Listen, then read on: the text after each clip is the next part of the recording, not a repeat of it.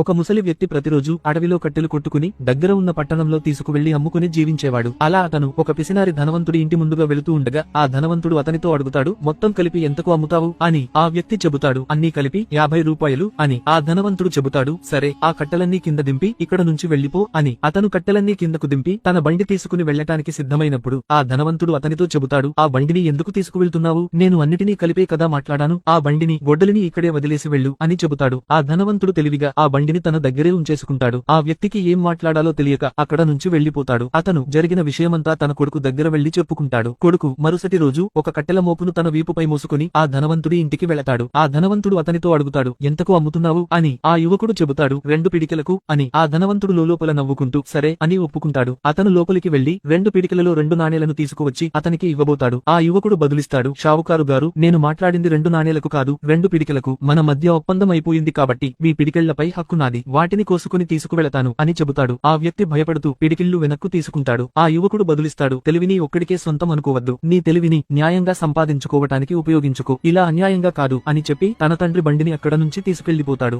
ఆ యువకుడు చేసింది సరైనదో కాదో కామెంట్ సెక్షన్ లో తెలియజేయండి. ఈ వీడియో నచ్చితే లైక్ చేయండి.